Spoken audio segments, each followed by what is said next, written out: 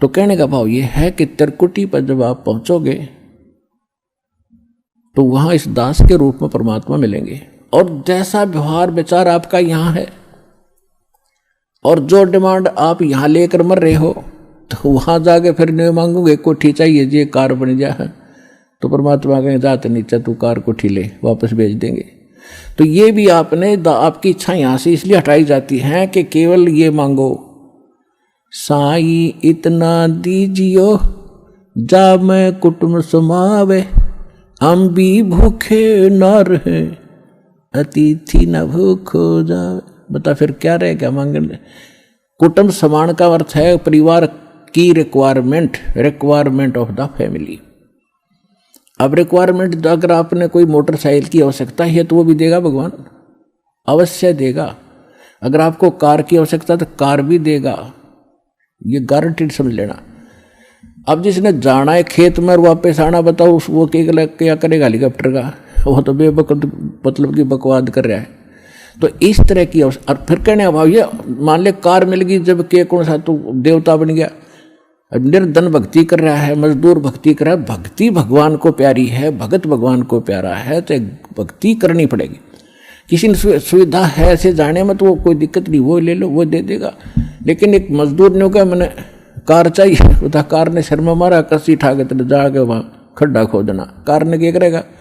हाँ भक्ति दोनों ही करोगे, दोनों ही मुक्त होंगे। एक भक्ति दोनों ही सफल होगे, वो कार में घूमने भी सफल होगा और मजदूर भी को भी वही पद मिलेगा जो उस कार में बैठे हुए को मिलेगा। तो हमने तो वो चाहना है, यहाँ की वस्तु चाहिए नहीं आपको। तो इस प्रकार जब इस तरह की भावना आपकी हट जाएंगी तो वहां त्रिकुटी पे एग्जाम होगा आपका। जैसा व्यवहार जैसा विचार आपका यहाँ इस दास के प्रति है, भगवान देखता रहता है। कहते मौला बैठा मोरचे और देखे जन की भेड़, दवा 10 कोट जम किंकर तहां एक नाम की खेड़। अब जैसे यहाँ आपको तरीके बताए जाते हैं, उदाहरण और एग्जाम्पल दे दे के, कथा सुना के, कि परमात्मा जब तपस्या पर आए काल के इस लोक में, तो धर्मदास जी को परमात्मा बता रहे हैं कि जब मैंने उस काल को ये कहा, परमेश्वर कबीर जी बता रहे हैं कि जब मैंने उस काल को ये कहा कि मैं नीचे जाऊंगा और सब जीवों को बताऊंगा तो भगवान नहीं है, और सब गलत मंत्र जाप कर रहे हैं, उनको यथार्थ ज्ञान दूंगा, यथार्थ मंत्र दूंगा और सब जीवों को पार करके सतलोक ले जाऊंगा। तूने बहुत दुखी कर दिया इनको, भगवान की आत्माओं को। तब वो काल इतना ताकतवर है कि मेरे ऊपर झपट्टा मारा मारने के लिए, तो मैंने सतनाम का जाप शुरू कर दिया। और जो ही मैंने सिमरण किया श्वास से, ऐसे गिर गया जैसे पक्षी की पांख कट जाती है। तो कहने का भाव ये है कि जब आप पर कोई आपत्ति आती है, प्रथम मंत्र मिला है तो उसका सिमरण कर दिए शुरू, और सेकंड मिला है सतनाम तो सतनाम का सिमरण शुरू कर दीजिए। सारनाम मिला है तो वो तो कहना है क्या है, वो सिमरण कर दिए। तो तीनों ही एक जैसा प्रोटेक्शन करेंगे यहाँ की आपदाओं में। तो यहाँ परमात्मा हमें बताना चाह रहे हैं, तो यहाँ हमें बताना चाह रहे हैं कि जब कोई भी आपत्ति आवे तो अपने श्वास का सिमरण आपने शुरू कर देना चाहिए। और उस श्वास उसके अंदर जैसे मौला बैठा मोरचे और देखे जन की भेड़, भेड़ माने भिड़ंत, यानी किस तरीके से ये लड़ता है। जैसे एक सैनिक है और उसके पास बंदूक है, गन है, अब वो गन न छोड़ के और पत्थर ठाको मारने चल रहा है तो किसा क्या कल है उसके अंदर। तो आपको ये सतनाम, ये नाम की एक बंदूक दे रखी है, हथियार दे रखा है इस काल के दूतों के साथ लड़ने के लिए। अब जब आपके ऊपर आपत्ति आती है, यम के दूत आते हैं, चाहे परमात्मा लिखा, गरीबदास जी ने लिखा है कि वो परमात्मा आपकी हर गतिविधि देखता भक्त की, और आपको ये भी देखता है कि वो किस तरह से उनसे निपटेगा काल के दूतों से। कहते 12 करोड़ यम के दूत, 4 दूतों की तो बात ही छोड़ो जो तुम्हें लेने आते हैं। अगर 12 करोड़ यम के दूत सामने खड़े हों और आपने एक सिमरण कर दिया, वो 12 करोड़ न्यों पड़ेंगे, जाके एक दूसरे के ऊपर उछलते भागते नजर आओगे, न्यों मैदान साफ कर जाएंगे।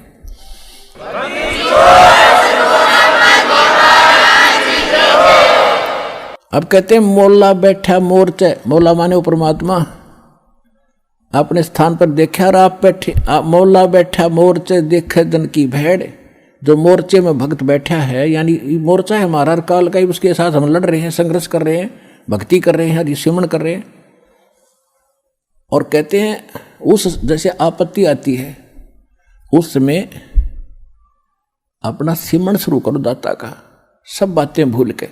और वहां नो का हरी मां मर गया बचाइए तो कहेगा भगत है वो। तो परमात्मा ये देखता है कि वहां आप कैसे कौन सा फार्मूला अपनाओगे, तो वो तरीके आपको यहां बताए जाते हैं। तो वहां एग्जाम होगा त्रिकुटी बजा का आपका। तो यहां परमात्मा कहते मौला बैठा मोर्चा देखे दिन की भेड़, आपकी लड़ाई देखता है, बढ़त देखता है, यो कैसे मुकाबला करता है। बंदूक धर के पत्थर ठाता है या बंदूक दिखावा है, तो फिर ज्यादा फर्क पड़ जाए, बंदूक दिखाते हैं तो सिमरण स्वरूप नाम के सिमरण से संकट टलेंगे। और कहते हैं 12 कोट जम किंकर जहां 12 दूत यम के दूत सारे के सारे आपके सामने आ जाओ, और एक नाम की खैड़, खैड़ माने टक्कर नु मारा सब गिरता चल तगड़ा आदमी होता है। तो ऐसे वो मंत्र की इतनी जबरदस्त शक्ति है, क्योंकि ये ज्ञान जो बोला गया था सिंपल और अनएजुकेटेड व्यक्ति थे, उनको सिंपल लैंग्वेज में समझाना था। तो वो परमात्मा आपकी बढ़ंत यानी आपकी एक्सरसाइज देखता है कैसे कर रहा है। तो वो जैसे इस दास के साथ आप व्यवहार जैसे आप यहाँ डिमांड करते हो, तो धीरे धीरे देखो प्रथम बार को भक्त आता है उसको तो कंपलसरी है, वो तो मांग गएगा और ये भगवान देगा ही देगा, इसके घर में कोई घाटा है कोई नहीं। ज्ञान इसलिए दिया जाता है कि तू क्या मांग रहा है उतना मांग ले जितनी तुझे जरूरत है, और बाकी भगवान पर छोड़, उसने क्या पता नहीं मेरे बच्चे को क्या आगे आवश्यकता है। आगे तैयार खड़ा पाओगा आपका, आपसे पहले खड़ा मिलेगा, इसको किस चीज की आवश्यकता है। पति भरता जमी पर जो धर पाओ, समर्थ झाड़ू देत है ना काटा लग जाए। तो आप उसके हो गए, तो फिर आपके जीवन रूपी सफर में झाड़ू लेकर कहते हैं मैं उसका दास हूं। दास किसे कहते हैं? गुलाम को।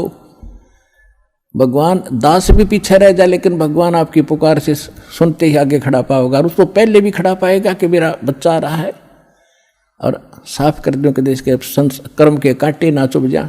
तो इतना आपने इस मालिक में समर्पित होना पड़ेगा पतिव्रता की तरह, तब वह लाभ हो।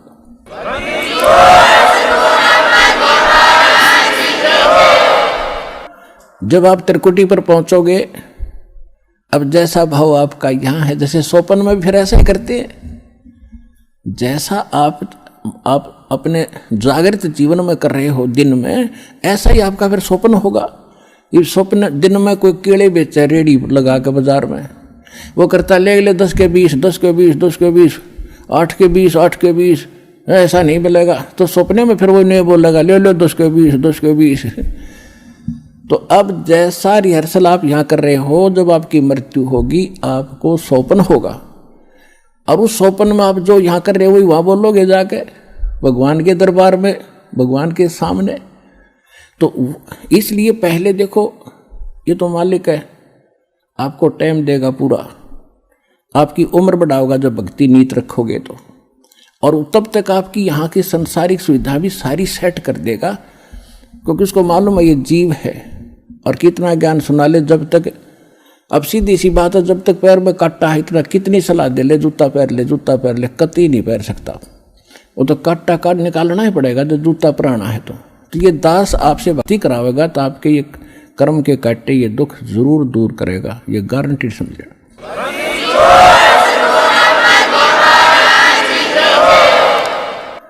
तो उसके लिए आपको धैर्य रखना पड़ेगा, धीरे धीरे रे मना धीरे सब कुछ हो, और माली सीते 100 घड़ा ऋतुआएं फलो। फिर गुरु मानुष कर जानते, गुरु बिन माल, गुरु मानुष कर जानते ते नर कहीं है अंध, ओहे दुखी संसार में फिर आगे काल के फंद। परमात्मा आपको त्रिकुटी पे मिलेंगे, वहां जाते ही आप समर्पित हो, जैसे दंडवत करोगे तो देखोगे मुंह की तरफ, और परमात्मा जिधर जाएंगे आप पीछे पीछे वहीं भाग लोगे, वहीं साथ जाओगे। तो वहां आपको धर्मराज के दरबार में ले जाया जाएगा, गेल जाएंगे दत्ता साथ में इस दास के रूप में। भाई कर ले गुरु वकील मुकदमा भारी है। परमात्मा सब तरह की सलाह देते हैं कि गुरु आपके एज ए एडवोकेट का भी काम करेगा उस धर्मराज या न्यायाधीश के दरबार में, जो यहाँ का चीफ जस्टिस है 21 ब्रह्मांड का, एक ब्रह्मांड का।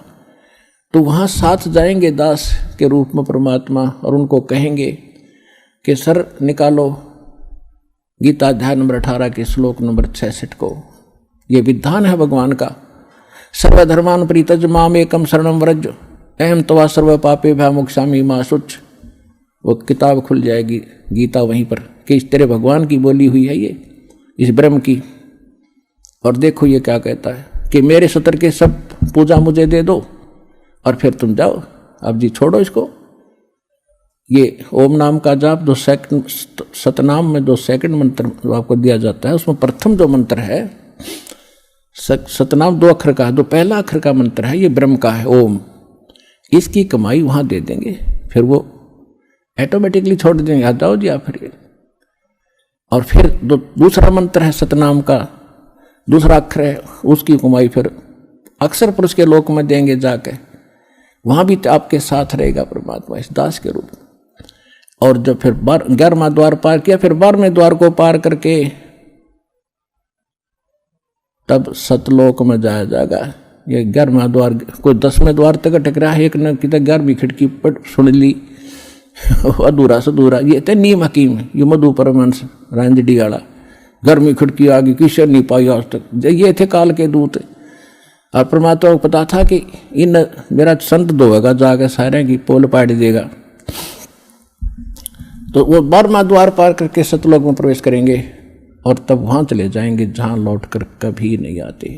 तो परमात्मा की भक्ति और साथ में गुरु का यूं सहयोग आपको सदा बनाए रखना पड़ेगा। गुरु को सिर पर राखियो,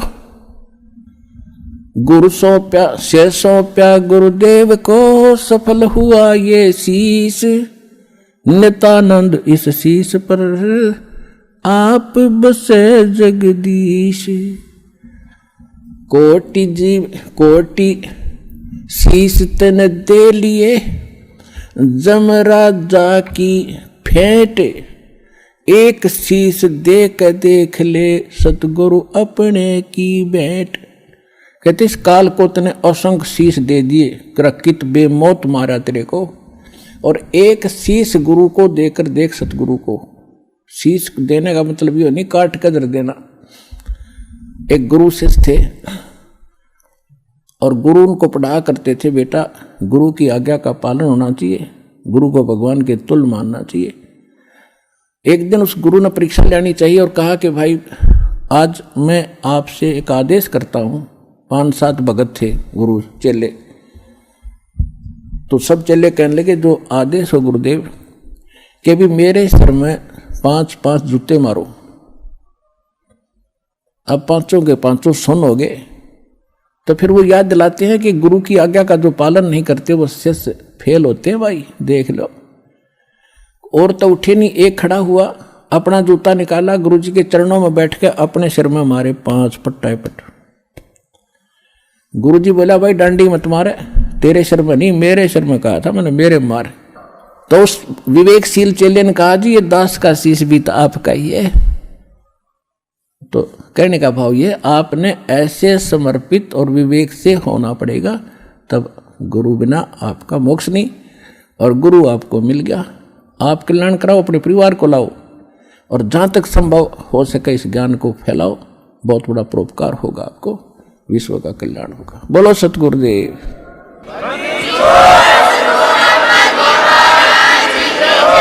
ये बार बार समय नहीं मिलता बच्चों, या एक एक अक्षण आपका बड़ा कीमती बहुमूल्य है जो भगवान आपको यहाँ लाए हैं। ना यहाँ आना कोई बच्चों का खेल है, बगैर परमात्मा की रजा से आप इधर मुंह भी नहीं कर सकते। स्पेशल लाया आपको, चाहे कुछ भी कारण बनाया, चाहे दुखी करा चाहे सुखी करा, आपको ऐसे स्थान पर ला कर बैठा दिया। अब चर्चा सुना करो, एक एक शब्द को ऊपर विचार किया करो।